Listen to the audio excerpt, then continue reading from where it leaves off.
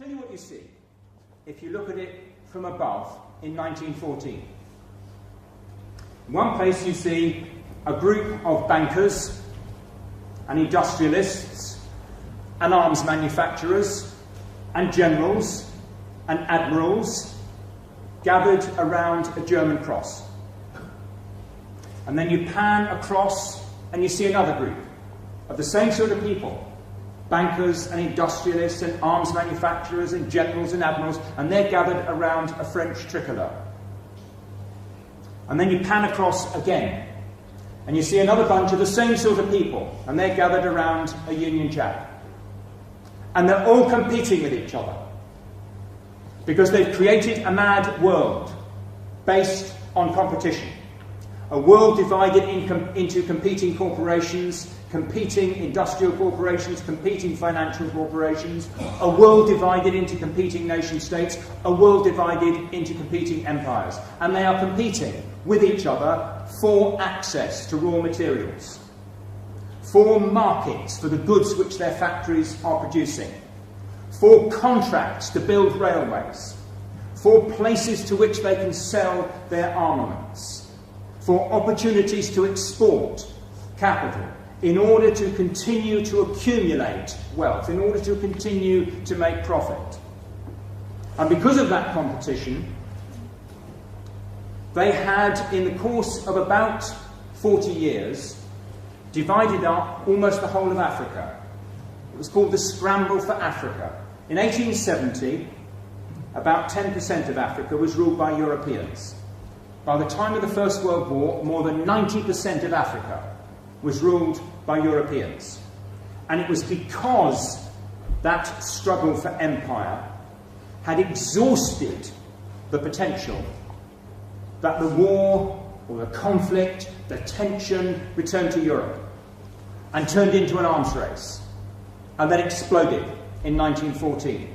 And fundamentally what it was in 1914 was a war to decide which group of immensely rich people would get even richer at the expense of which other group in a war for empire and profit. That's what it was about.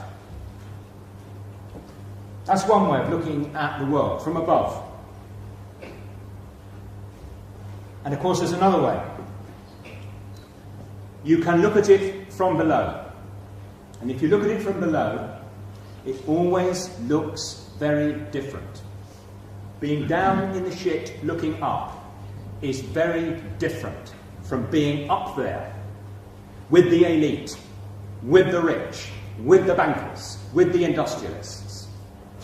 And if you are a Welsh miner on strike against poverty, wages and the slum in which you're condemned to live your life, the enemy is not a German miner sent into the trenches.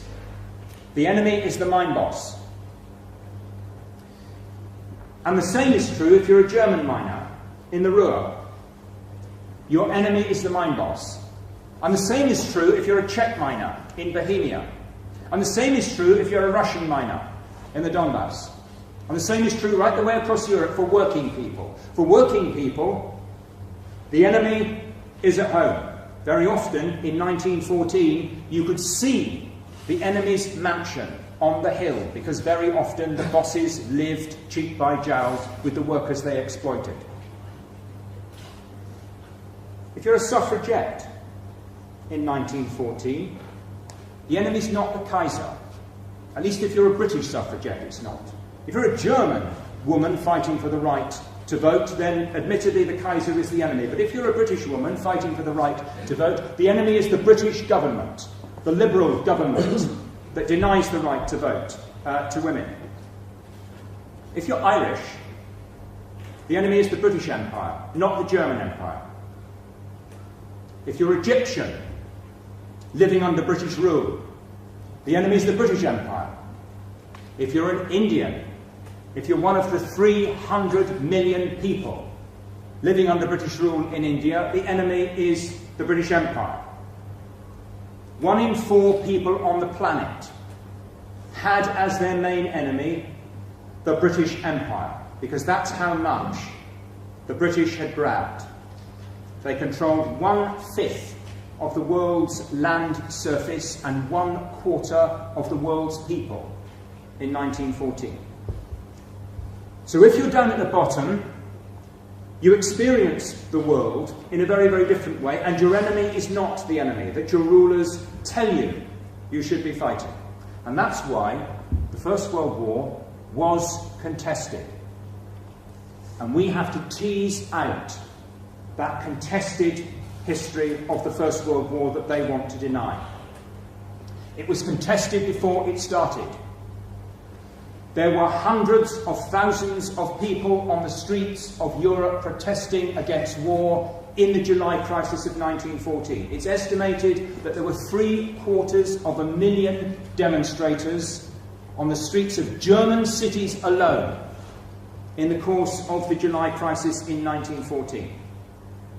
There had been resolution after resolution after resolution passed at Socialist Party conferences, at trade union conferences, at meetings of the Socialist International, condemning war, warning about war, saying there would be mass action, there would be calls for mass action in the event of war. We might want to have a discussion about why that was not delivered upon. Suffice it to say, the anti-war opinion was massive.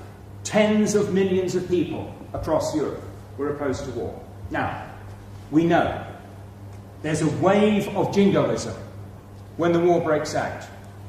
We know that in 1914, nationalism, often tinged with racism, is used to suppress, is used to flatten the anti-war mood, is used to flatten the socialist movement. We know that. We know that initially the ruling class is able to achieve that sea change, apparent sea change, almost overnight in public opinion. War has that effect because it has its own logic, it has its own ideology.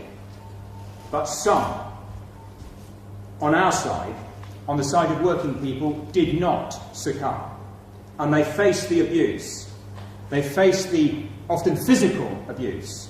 They faced very often imprisonment. Occasionally, their health was destroyed and sometimes they were killed because they were a small, beleaguered minority of people opposing the war when it was very, very hard to oppose the war, and in that way keeping the flag flying. And that mattered because in time, of course, the experience of modern industrialised slaughter in the trenches and the privation at home meant that opinion began to shift. And that was going on steadily, all the time. The mole of history was at work through the long years of the war. The mole of history suddenly surfaced in Christmas 1914, when along the front line, and it was massive, the scale of it, the Christmas truce, along the front line, the British soldiers and the German soldiers stopped fighting each other. They estimate that 2/3 of the British line was affected by the Christmas truce. This was a huge fraternisation of ordinary soldiers. The mole of history momentarily raised his head and then disappeared again. But he's working.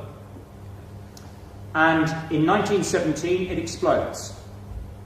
It explodes in a wave of militancy, both among soldiers, a wave of mutinies in the French army, for example, a collapse of the Italian army on the battlefront at the end of 1917, and of course, the explosion of revolution in Russia, as hundreds of thousands of peasant conscript soldiers refused to fight, climb out of the trenches, head for home, shoot down the officers who try and stop.